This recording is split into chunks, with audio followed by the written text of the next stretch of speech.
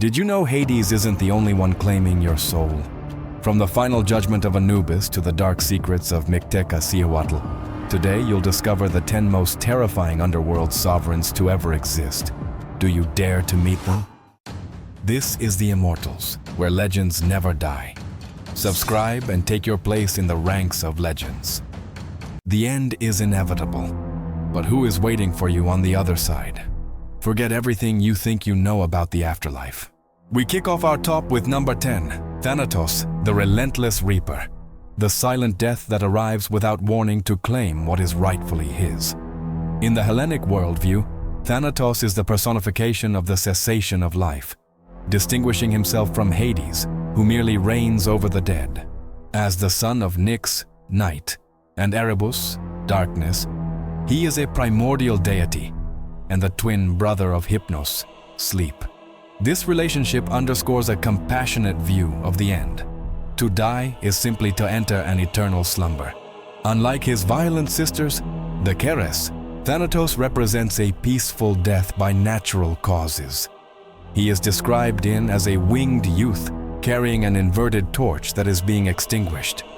His sacred task is to snip a lock of hair from the dying to release their soul and deliver it to the river Styx, thus maintaining the balance of the cosmos. The importance of Thanatos in antiquity did not lie in terror, but in the inevitability of his function. The Greeks understood that without him, the cycle of renewal would halt, condemning humanity to perpetual suffering without rest. His iconography has influenced centuries of funerary art, where his melancholy figure serves as a reminder of human fragility. As the executing arm of the Moiras, the Fates, his power is absolute even against other gods, acting not out of malice, but out of cosmic duty. This representation distances him from the modern image of the terrifying Grim Reaper, presenting him instead as a necessary guide into the unknown. But even a primordial force can be outsmarted, if only for a moment. The cunning King Sisyphus of Corinth achieved the impossible, shackling death himself. After tricking Thanatos into trying on his own manacles, he kept him prisoner, halting the cycle of mortality on Earth. For days, no one passed away. Those wounded in battle did not die, and the sick found no peace. This chaos forced Ares, the god of war, to intervene and liberate Thanatos, as his military conflicts had lost all purpose. In the end, Thanatos reclaimed Sisyphus, proving that human ingenuity may delay the end, but can never avoid it. This myth highlights that the natural order requires death so that life may maintain its value and primordial meaning. From the silence of Greece to the iron of Rome, number 9, Orcus, the shadow executioner, the punisher of souls, and the final judge of broken oaths. In the iron-fisted society of ancient Rome, death was bound to justice and morality, while Pluto was viewed as the civilized sovereign of the underworld and master of riches. There existed a primitive and visceral force that made even the bravest citizen tremble: Orcus. This deity is not a mere king. He is the embodiment of inevitable retribution. He represents the most funereal and punitive facet of the underworld, an entity that claims souls with implacable fury, especially those stained by betrayal. In the Roman world, the oath, sacramentum, was the foundation of every contract, from military service to family bonds. To break a promise was to invoke the shadow of Orcus. It was believed that this god was the guardian of one's word, and anyone who committed perjury became his legal property. Upon death, these souls did not go to the fields of rest. Instead, they were dragged by this divine executioner toward deep pits and volcanic abysses, where torture was an eternal physical reality. The appearance of Orcus in archaic legends is far from Olympic elegance. He is described as a wild, bearded giant with bestial features, exhaling a cold and putrid air. His realm was a place of absolute darkness, saturated by the sound of chains and the wailing of lyres. His presence was felt in caves and earthquakes, reminding the living that the earth beneath their feet was their future cell. Unlike other gods who can be appeased, Orcus is deaf to pleas, His function is to collect the blood debt that a lie leaves upon the soul. But the shadow of this executioner didn't vanish with the fall of Rome. It mutated into something even more monstrous. The most chilling legacy of Orcus lies in the DNA of our language. According to Britannica, the word ogre finds its direct etymological origin in this god. During the Middle Ages, the memory of the Roman god who punished sinners transformed in folklore into the Orcus, a monstrous and man-eating creature. Similarly, J.R.R. Tolkien drew from the Latin root of Orcus to name his orcs in Middle-earth, brutal beings and slaves to darkness. Thus, the ancient Roman executioner lives on today, transformed into the beasts that personify evil in contemporary fantasy. Into the Aztec abyss, we find number 8, Mictlantecuhtli, the Iron Lady of Mictlan. Listen closely. She is the silent death that does not seek to judge you, but to reclaim the bones she lent you at birth. Imagine walking for 4 years through a desert of winds that blow not air, but obsidian blades that strip your skin until you are nothing but calcium. You are in Mictlan, and at the end of that abyss, where sunlight is a forgotten myth, stands a throne made of human femurs. There she waits, patient and eternal. Mictlantecuhtli. She is not a reaper wandering through fields. She is the queen of the 9th level, the absolute sovereign of the mineral void. Her face is a nightmare of duality, a fleshless jaw that opens to devour the stars and eyes that shimmer with the cold of the deep earth. Her mission is both terrifying and sacred. To guard the remains of past humanities, the seeds of worlds that failed before you were even a thought. In her realm, silence is not the absence of noise. It is her voice reclaiming what belongs to her. She does not merely observe. She ensures that no soul escapes its rest. In the ancient cosmic balance, she stands as the necessary and terrifying counterpart to life. A single blink from her hollow eyes could shatter the cycle of existence. She is the mistress of the necropolis, the one who ensures that your bones, the very structure that sustains you today, are returned to her subterranean vault. There is no mercy in her gaze, only an infinite understanding that everything that walks the earth is, in reality, a loan she will collect with the interest of oblivion. The fact that chills the blood of mortals is her origin. It is said that Mictlantecuhtli was born dead. She never breathed the air of the living. Her first cry was the silence of the sepulchre. She was sacrificed at birth so that the underworld would have a mother. Her most somber task is harvesting. She gathers bones as a farmer gathers grain, waiting for the day when the gods will need raw material to create a new race. According to the Borgia Codex, when the 5th sun is extinguished, it will be from her hands that the calcium for the new men will emerge. She is the architect of the future, building tomorrow with the remains of yesterday. She doesn't want your prayers. She only wants her loan back. And speaking of debts that must be paid, our next sovereign doesn't wait for you to die to start watching you. From the shifting sands emerges number 7, Anubis, the weaver of oblivion. Do not fear the darkness of the tomb. Fear the scales that await you in the silence. For there, your own conscience will be your executioner. Long before the pharaohs dreamed of gold, a black shadow lurked on the edges of the desert. This is Anubis, the jackal-headed god, whose eyes glow with the amber of forgotten secrets. He is the supreme psychopomp, the guide of shadows who walks between the world of the living and the abyss of the duat. His skin is not black because of death, but because of the color of the Nile's fertile yet dark silt, that dense mud that promises life but must first decay. Seek no mercy in his canine face. Anubis is a technical god, an architect of embalming who knows every fiber of your body and every rotten corner of your soul. He is the one who takes your cold hand to lead you before the ultimate tribunal, ensuring that the stench of your corruption does not contaminate the purity of the gods. In the center of the Hall of the Two Truths, the air grows heavy and time stands still. Anubis, the weigher of hearts, forces you to face the golden scales. On one tray he places your heart, the IB, burdened with every lie, every betrayal, and every sin you thought you had hidden. On the other, the feather of Mat, universal truth, as light as a sigh. If your heart is heavy, if guilt sinks it, there will be no hell for you. But something far worse, non-existence, the beast Amit, a horror made of crocodile, lion, and hippopotamus, waits at his feet to devour your essence. If you fail, you will be erased from the fabric of the cosmos, as if you had never breathed, as if you had never loved. His judgment is final and beyond appeal. He is the filter of eternity, the one who decides if you are worthy of the stars or destined for the void. Originally, Anubis was the king of the Underworld, the absolute monarch of the dead.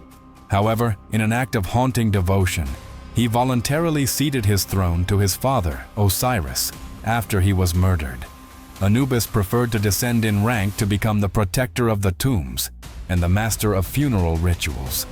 He chose to be the guardian of the door rather than the owner of the palace. This resignation made him an omnipresent entity. While Osiris judges from his throne, Anubis is the one who truly watches over your corpse, who protects your organs in the canopic jars, and who ensures that tomb robbers die with their souls torn apart. He is the Lord of the place of purification, the god who decided it was more powerful to be the master of the key than the master of the cell. Through the deathly fog stalks number 6, Arawn, the ghost king of the mist. If you hear barking in the mist, do not run, because by the time the sound reaches your ears, your soul already belongs to his pack. In the Welsh legends of the Mabinogion, there is a realm that is neither above nor below, but in a hidden fold of reality, Anubis. There reigns Arawn, a monarch whose paleness rivals the moon, and whose power over the dead is absolute. Arawn is not a judge seated on a golden throne. He is a restless hunter who rides upon a coal-black steed, patrolling the borders between the world of the living and the world of shadows. His kingdom is a place of eternal feasts for some, but of terrifying silence for those who attempt to defy the natural order. His presence manifests as a sudden, bone-chilling cold that stops the hearts of unwary travelers crossing his domains without permission. The true horror of Arawn lies not just in his figure, but in his companions, the Queen Anwen, the hounds of the underworld. These dogs are specters with ghostly white fur and ears of a brilliant red, the color of fresh blood. They do not bark to warn. Their howls are omens of death echoing through the Welsh mountains. It is said that the closer they are, the quieter they sound, and when the howl seems distant, it is because they are right behind you, ready to tear your spirit asunder. Arawn unleashes his pack upon the souls of the damned, or those who have broken their oaths, chasing them across the night sky in what mortals call the wild hunt. Once Arawn's hounds catch your scent, there is no corner on earth or in heaven where you can hide from their eternal hunger. The fact that chills the blood is Arawn's ability to supplant the identity of the living. It is said that he can swap his body and his kingdom with a mortal for an entire year, as he did with Prince Pwyll. Imagine waking up and realizing you are not in your bed, but on an iron throne surrounded by shadows, while a death deity takes your place, sleeping beside your wife and ruling your people with your face. This myth underscores the fragility of our reality against his will. Arawn is a haunting reminder that death is not just the end, but a force that can claim your life before you even stop breathing. He is the sovereign of the inevitable, the master of the all-consuming mist, and the only one who knows the way back from the place where there is no sun. Deep in the Maya jungle reigns number 5, Puch, the ruler of Xibalba. Do not close your eyes in the jungle, because the rattle you hear is not the wind. It is the collar made of eyes from someone who died before you. In the most desolate depths of the Mayan underworld, where the air is so thick it tastes like dried blood, reigns Puch. He is not a guide, he is a predator. As the absolute ruler of Mictlantecuhtli, the lowest and most dismal level of Xibalba, This entity personifies nocturnal terror and physical decay in its purest form. His appearance is a monument to revulsion, a walking corpse with shreds of grayish skin, adorned with copper bells that announce his presence with a metallic echo, and a macabre necklace made of human eyes that still seem to plead. Puch does not wait for souls with compassion. He hunts them. He is the force that accelerates putrefaction and the one who revels in the torment of those lost in the earth's damp caves. His very figure stands as a monument to the absolute void of hope. For the ancient Maya, Puch was responsible for violent deaths and the nightmares that steal your breath away. It was believed that this god prowled around the homes of the dying, sniffing out weakness to drag his victims toward his domains of shadow. His power is such that he is linked to ill-omened animals like the owl, whose cry was the sign that the lord of putrefaction was at the threshold. In Xibalba, he presides over chambers where the cold cuts like obsidian and fear is the only sustenance. There is no ethical judgment here. There is only the capricious will of a god who feeds on anguish and sees every living being as a future banquet for worms. The fact that reveals the pure panic inspired by this deity is the ritual of the final breath. It is said that when someone was dying, the Maya did not maintain a respectful silence. On the contrary, they let out piercing screams and deafening wails.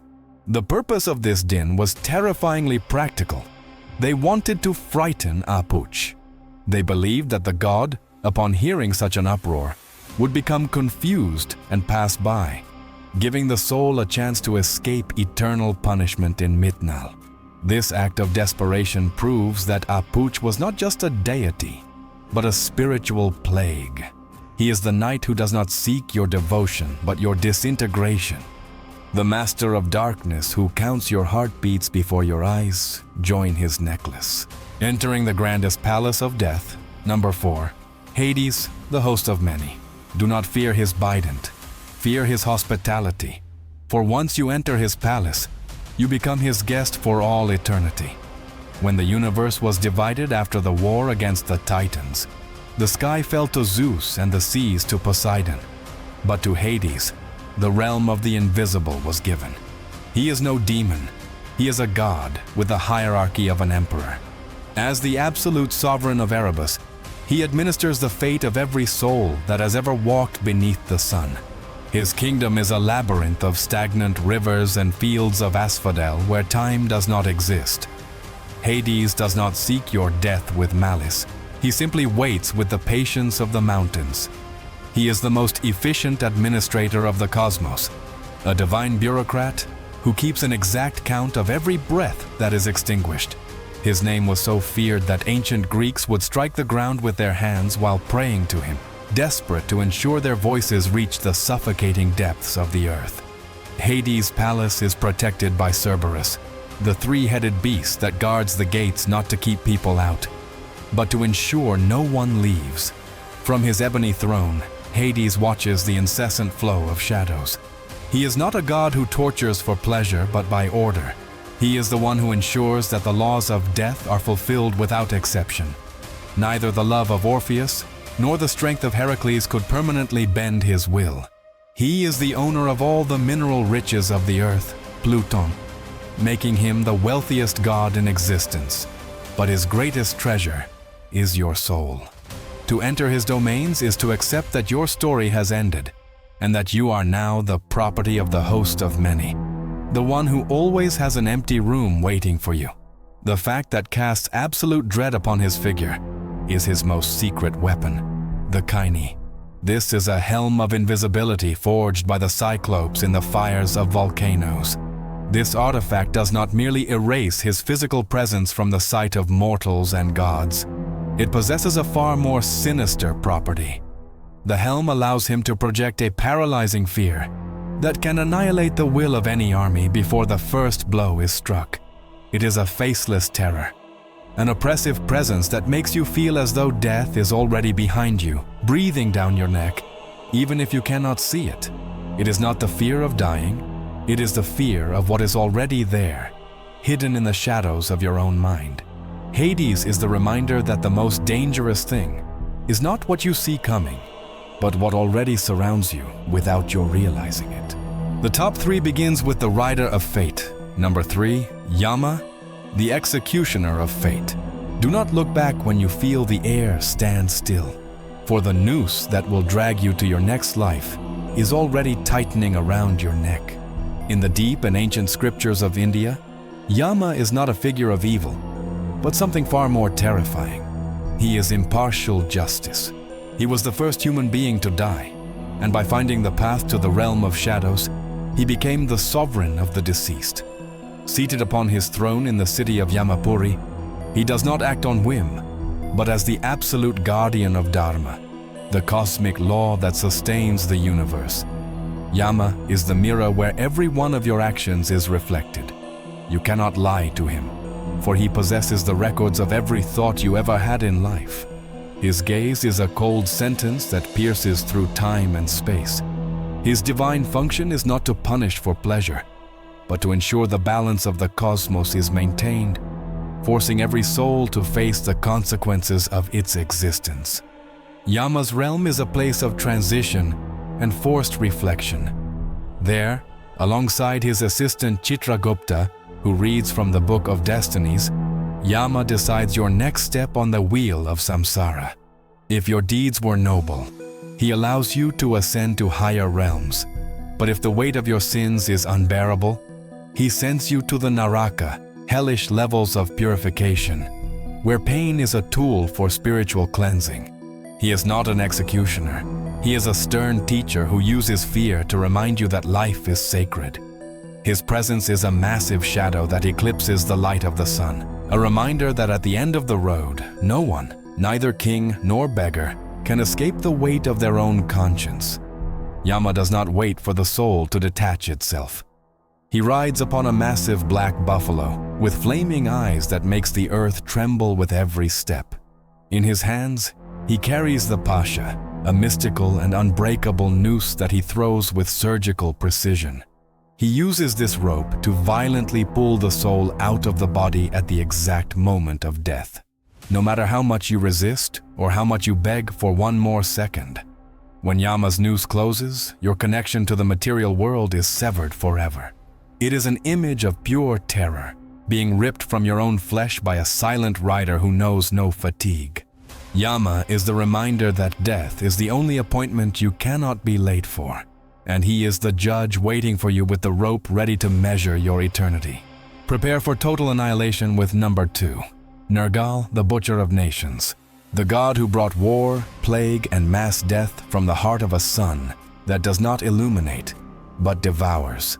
In the relentless sands of ancient Mesopotamia, where heat is not a blessing, but an executioner, stands the colossal figure of Nergal. He is the absolute sovereign of Irkalla, the Babylonian underworld, a realm of perpetual ash where the dead, stripped of their humanity, feed on clay and dress in raven feathers within a silence that crushes the senses. But Nergal is no passive monarch content to watch from an iron throne. He is an unleashed force of nature, the very incarnation of the scorching midday sun that dries fields until they crack and rots the waters of the rivers. Unlike other gods who wait patiently in the afterlife, Nergal is the architect of mass chaos and despair. His power manifests in unjust wars, uncontrollable forest fires, and epidemics that sweep across entire nations in the blink of an eye. He does not seek your individual soul. He seeks the collapse of whole civilizations, leaving behind a trail of desert, famine, and a deathly silence that chills the blood of the brave. His crown is not of noble gold, but of the ash from empires that dared to defy the passage of time under his gaze of unquenchable fire. The true source of the dread Nergal inspires lies in his nature as an active warrior. Unlike other deities, he is one of the few masters of death who does not wait for mortals to arrive in his domains. He descends into our world to harvest them himself. Nergal revels in the din of battle and the acrid stench of pestilence floating in the hot air. It is said that he walks the earth during the hottest hours of the day, invisible yet lethal. choosing with surgical precision where to sow the next human tragedy. He is not a soul collector. He is a divine butcher who forces humanity to settle its accounts through extreme physical suffering and agony. The ancients wore amulets with his name not to worship him with love, but as a desperate plea for the son of the night to pass them by and not cast his fiery eyes upon their children. He is the constant reminder that death can be a violent assault for which no one has warning, a force that asks no permission and consumes everything it touches with its breath of sulfur and ash. His shadow is the end of all paths, and his name is the echo of a world burning under a sky that has forgotten mercy. Nergal burns the world to fill his kingdom, but our number one doesn't need wars or plagues. He is the ultimate end, the mouth that eventually swallows even the gods themselves. And finally, the end of all things. Number one, Mot, the devourer of gods, absolute death. Even the gods feared him. In the depths of Western Semitic mythologies, no entity embodies existential terror with such purity as Mot. He is not a crowned king, nor a judge with scales. He is the personification of the absolute void, total sterility, and the insatiable hunger that awaits at the end of all creation. While other death gods rule over shadow realms or manage the fate of souls, Mot is the force that devours existence itself. He dwells in the city of Hamri, a place described in the Ugaritic texts as a mire of filth and decay where the concept of life is an anomaly. Mot possesses no stable human form. He is an infinite throat, a primordial portal into nothingness. His physiognomy is a geometric nightmare. It is said that one of his lips touches the heavens and the other the earth, and his tongue is capable of licking the stars to extinguish them. He represents the drought that kills the harvest and the silence that follows the last whisper of a civilization. There is no mercy in his nature because he possesses no moral conscience. He is a thermodynamic law of destruction. Mot stands as the insurmountable limit of the cosmos, the supreme predator before whom the entire universe is nothing more than a pending offering. The true magnitude of Mot's power is revealed in his confrontation with Baal, the god of rain, fertility, and life. In most mythologies, the god of life defeats death, but in the Ugaritic cycle, reality is much darker. Baal, the lord of storms, attempted to defy Mot, but upon standing face to face with the devourer, he was paralyzed by a primordial dread. Mot did not need to fight. He simply opened his mouth and commanded Baal to enter. In an act of absolute submission that chills the blood of scholars, the supreme god of life had to voluntarily die and let himself be devoured, descending into the bowels of Mot so that the balance of the world would not collapse under an eternal hunger. This sacrifice underscores that, in the Canaanite worldview, death is not an enemy to be conquered, but a voracious component of reality that must be periodically fed with the essence of the divine. Even when the warrior goddess Anat managed to tear Mot apart to rescue her brother, the death god simply reformed from the dust, proving that as long as life exists, Mot will be there, waiting with infinite patience. His hunger is the secret engine of time, and his throat is the final destination for every atom that composes reality. Do not fear his scythe, for he has no need of it. Fear his silence, for it is the echo of everything he has already swallowed. If you enjoyed uncovering the secrets of this shadow executioner, don't forget to leave a like and comment on which myth haunts you the most. Now click here to watch our video on the 10 deadliest gladiators in history. See you in the arena.